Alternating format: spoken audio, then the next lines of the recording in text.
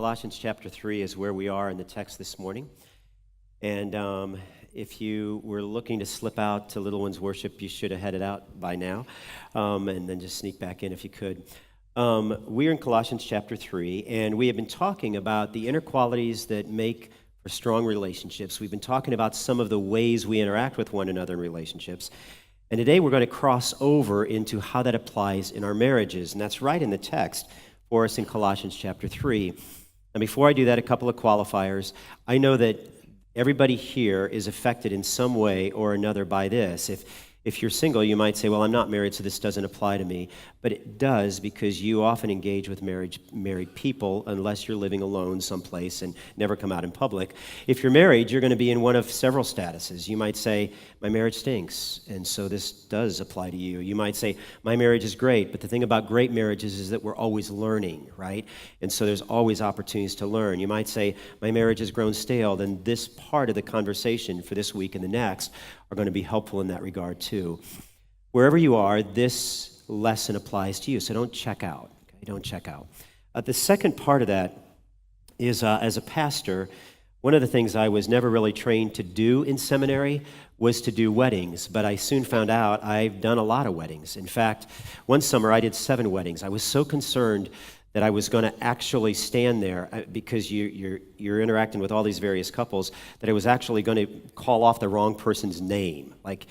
And I jokingly said, I almost called you this name, and one of the couples said that would have been bad because that was my ex-girlfriend, So that kind of picture is when we think of marriage, we often think of weddings, okay?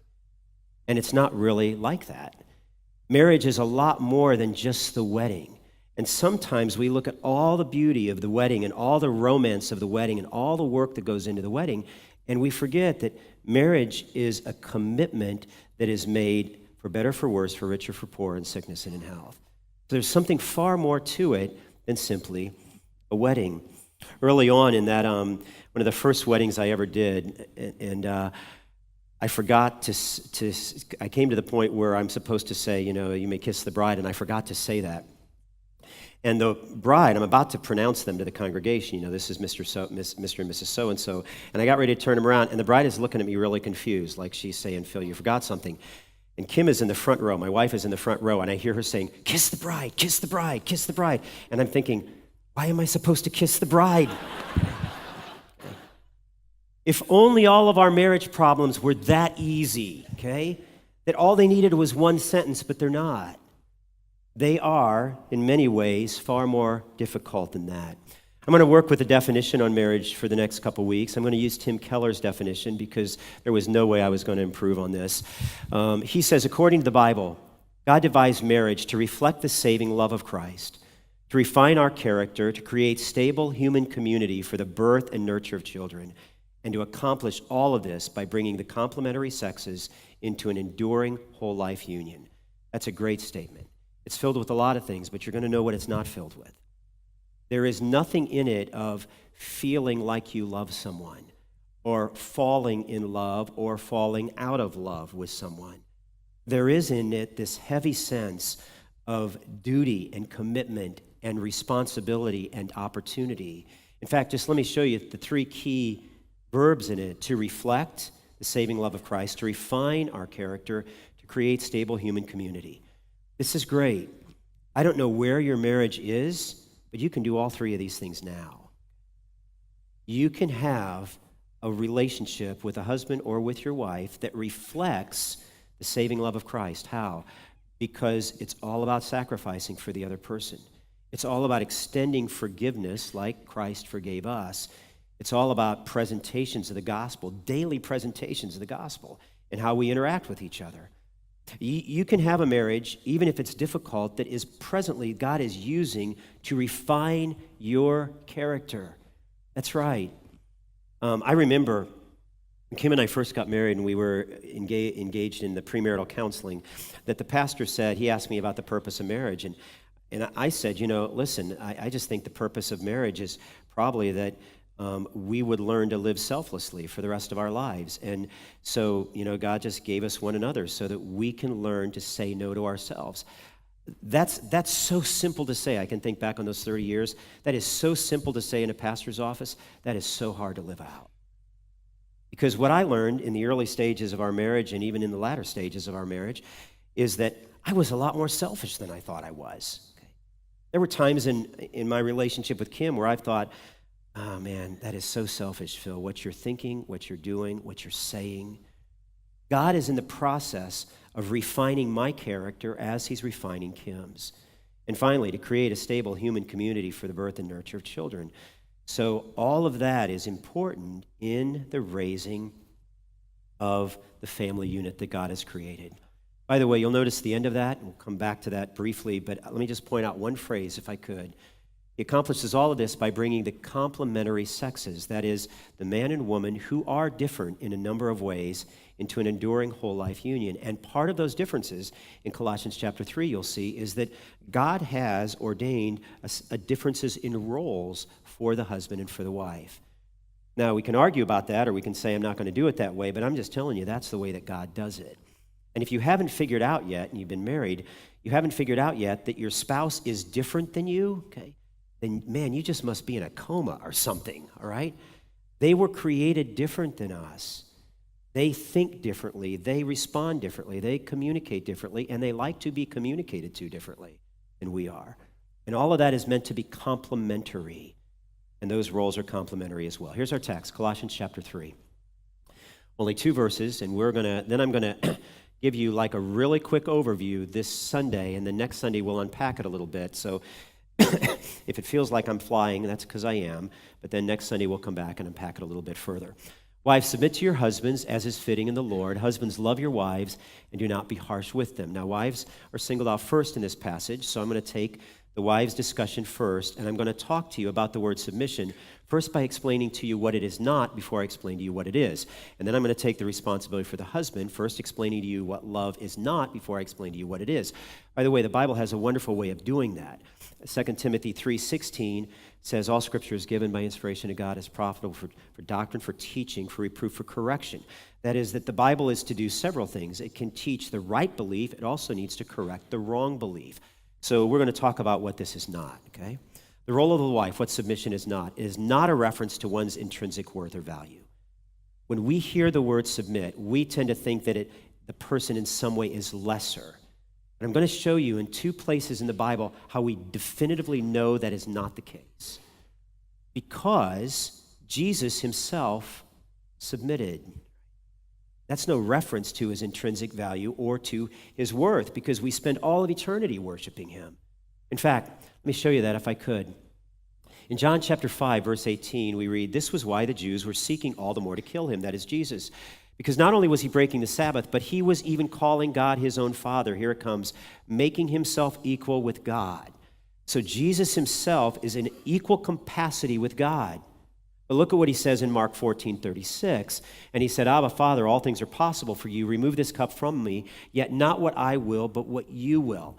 Jesus teaches us that equality can be in existence with equality taking place, and yet still submission can happen.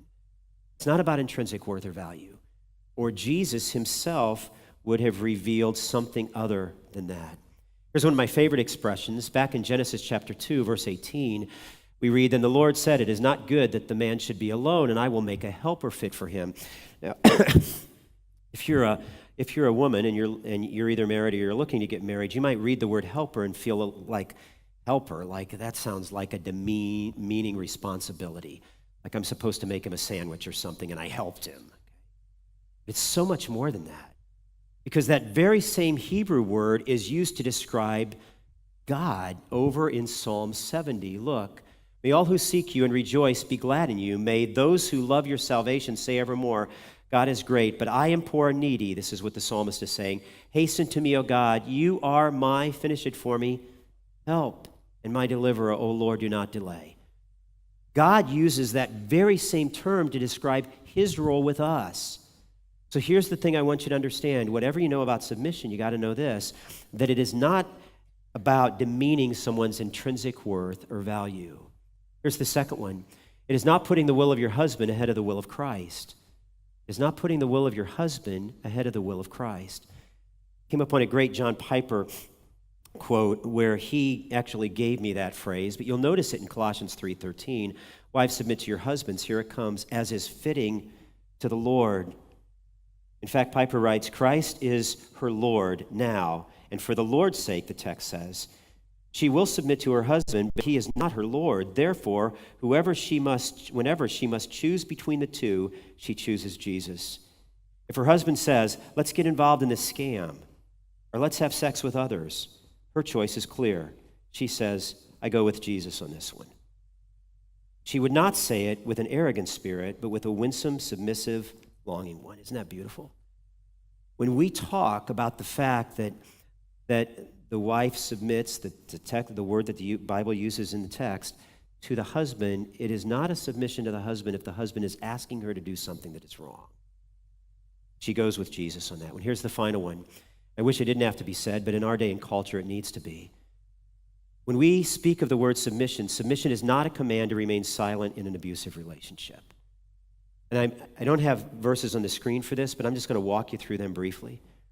If that is where you are this morning, then you just need to know that God is not telling you that you should remain silent in that relationship.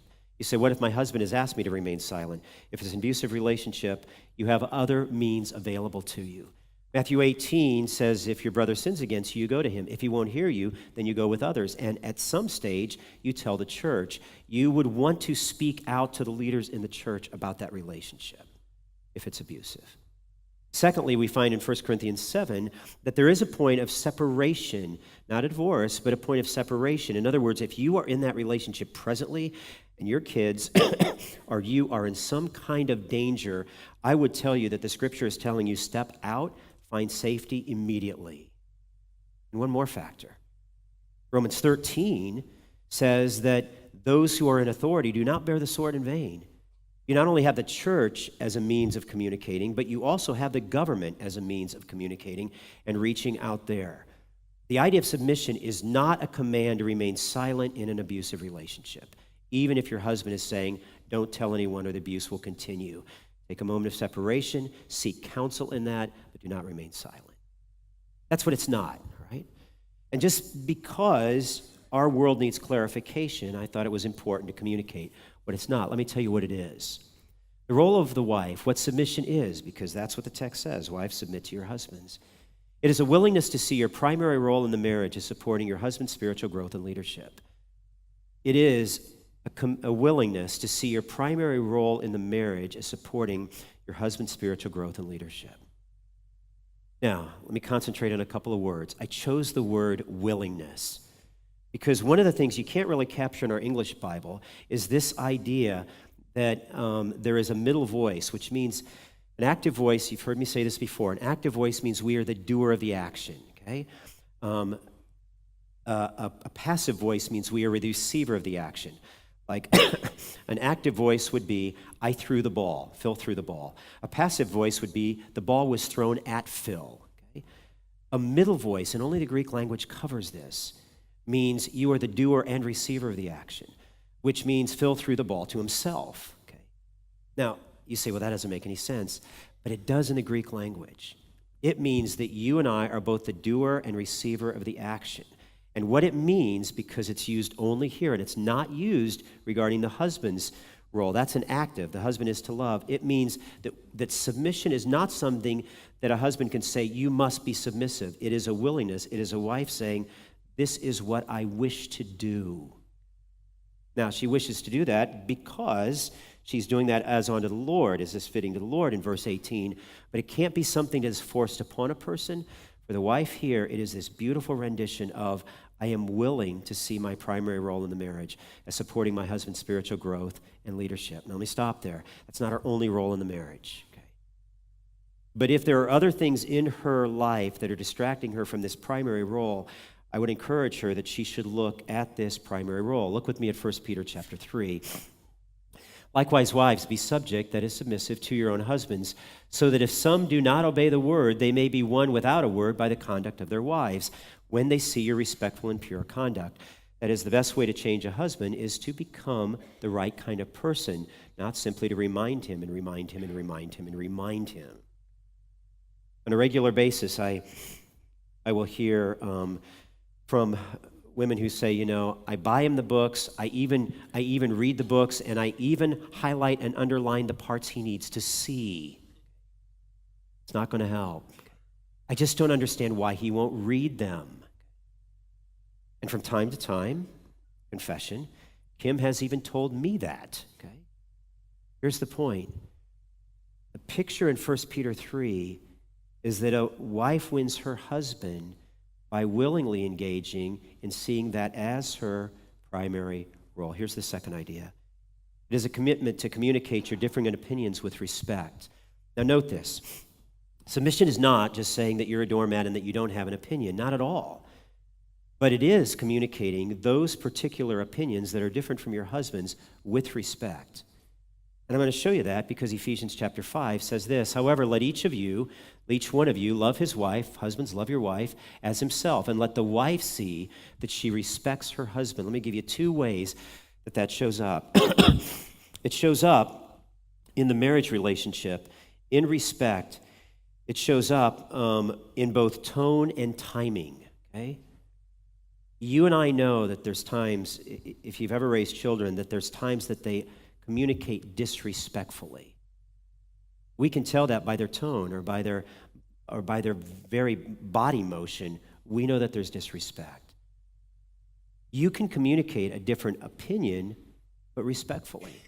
In fact, Christians should absolutely be modeling this.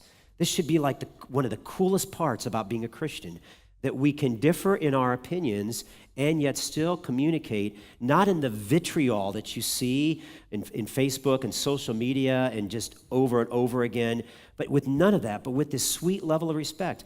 I disagree with you, but I can disagree with you and still do it respectfully. That's the picture that we're after here. So it's not only tone, but it's also timing. From time to time, Kim and I have engaged with our differences in front of the kids. That's not advisable because the timing is off. And all of a sudden, if you haven't figured this out yet, children, once you bring them home from the hospital, look at two parents and they have one, and they are born with this in their DNA. And it works like this: conquer and divide. Okay? The way I'm going to get my way is I'm going to divide these parents, and I'm going to get dad to have one position and mom to have another position, and then I'm going to win. Okay? And some of you are saying, I didn't know that, but that's exactly what's happening, right? They divide the parents against the parents, and then they win. Now, here's the thing. If the parents give them cause to see that they're easy to divide because they're portraying this lack of respect for one another in front of them, you can expect that divide and conquer is going to become a way of life. Here's the third idea. Told you we're going fast. We're coming back next Sunday, right back to the same material to take it a little deeper. The role of the wife, what submission is. It is the characterization, not the perfection of a submissive spirit. It is the characterization, not the perfection of a submissive spirit, which is a great way to say, are you as a wife, do you have a greater willingness now to see this as your primary role than you did 5, 10, 15, 20 years ago? Are you characterized by this? Not are you doing it with perfection? All of the Christian life is about what we're characterized by. Only God, through Christ, makes us perfect, justified in heaven because we trusted Christ as our Savior and because of his finished work on the cross. We can't be perfect, but we can be characterized by certain things. In fact, that's exactly what 1 Peter 3 says as well. This is what you're characterized by, but let your adorning be the hidden person of the heart, with the imperishable beauty of a gentle and quiet spirit, which in God's sight is very precious. For this is how the holy women who hoped in God used to adorn themselves by submitting their own husbands. That is, this is what you're characterized by. You're not characterized by how you dress. You're characterized by the fact that you have a submissive spirit towards your husband. Let's talk about the role of the husband, okay? The role of the husband, what love is not. And right now, you're probably saying, Phil, the husband's got a lot shorter statements than we got. That's exactly right, because the husbands just aren't as bright as the women, okay? So here we go. It is not feeling-based, it is commitment-based. When I use the phrase in Colossians 3:18, husbands, love your wives, we just are so hallmark geared, that we think it must be about some kind of way that we feel. And while that element is there, that is not the base. That is not the base. It's not feeling based, it's commitment based. In fact, one of the great ways to say this is that we tend to think of marriage, I'm going to draw a distinction here, as consumerism, not as a covenant relationship. We tend to come to marriage because we come with a consumer mindset. That is, I'm attracted, I like how I feel when I'm with this person, and therefore, we make it all about us. That's not what marriage is about. It's not all about you. It's actually all about the other person. It's not about you. In fact, years ago, I was doing this premarital counseling with a couple, and they are doing great things for the Lord now. But in the premarital counseling, I had asked them the question, tell me why you want to get married. And they wrote down, they came back and they smiled and held hands and they slid across the table to me these long lists of reasons they wanted to get married. And the young woman, her list said things like, he makes me feel so special. I just feel so protected when I'm with him. He makes me. And his list said, things like, I feel so special because she laughs at my jokes, and because she makes me feel so wonderful, and because she's attracted to me, and it was me. And so I took those two lists, and I looked at them, and I look up at them, and they're sitting across, smiling, and looking at each other, like it was like Hallmark, okay? And so I took a red pen, and I circled me. And I went over to her list, and I circled me. And I took them, and I switched them. I slid them back across the table, and I said, why don't you tell me what you know about the person? I've never forgotten what happened. First, they were holding hands, and then they dropped hands, okay? They looked down, and all of a sudden, they looked both up at the same time, and they said, man, they're selfish. Okay? Like, they said it both at the same time. It was classic. That is how we always think about relationships. What we get out of them, not what we're committing to be in them. Just think about this for a second. But what would you do if you came to a wedding and they got ready for the vows? And the wife said, the pastor says, well, they wrote their own vows, so she's going to read them. And here it starts. The woman starts her vows. I'll remain married as long as he can make a 6-digit salary. And the husband says, okay, I got one. I'll remain married as long as she doesn't gain 25 pounds in the first year of marriage. Okay. See, all of that's about me or you. Not so. What do they say? For better, for worse, for richer, for poor, in sickness and in health, till death do us part. That's all about a commitment base, not about a feeling base. In fact, that's really the essence of love, by the way. This is so cool. This is what makes the Christian marriage so unique. It's unique to any other marriage you go to because its base is not about love that we feel. Its base is about love that we are committed to. By this we know love, that he laid down his life for us, and we ought to lay down our lives for the brothers. That's an incredible picture. Therefore, it's a commitment base, not a feeling base. It is not words without actions. Husbands, to love your wives, it's not simply telling them you love them. It's showing them you love them. Look again at 1 John 3:17. Little children, let us not love in word or talk, but in deed and truth. Therefore, don't just say you love someone. Communicate. Find ways to show them that. And most importantly, for us as men, in a way that is understood. I'll get there in a second. It is not self-centered. It is Christ-centered. It is not a self-centered kind of love. It is a Christ-centered kind of love. And that's why John 13, we are reminded of this. Jesus said, a new commandment I give to you, that you love one another. As I have loved you, you are to love one another. Therefore, we don't say, I'm tapped out, I can't love anymore. We look instead at Jesus' pattern and love. Here is what love is. Remember, with the woman, it was a willingness. But with the man, it's a commitment, because love's a commitment word. It is a daily commitment to die to self as you value your wife and place her best interest ahead of your own. It is a daily commitment to die to self as you value your wife and place her best interest ahead of your own. You say, man, I didn't know that's what marriage was. Some of you are saying, I'm not sure I'm ready to get into marriage yet. Some of you are saying, if I'd have known that's what it was, I may not have gotten married. Here's the thing. God wanted you to get married so that you could learn to die to yourself. That's what love is. And value your wife and place her best interest ahead of your own. It is a beautiful, beautiful thing when a husband begins to express and show to his wife that she has value. That can be done in a number of simple ways, okay? I'll just give you one. Whatever you're watching, and your wife comes into the room and starts to talk, you want to value her? Put down the remote control, okay? And just talk to her.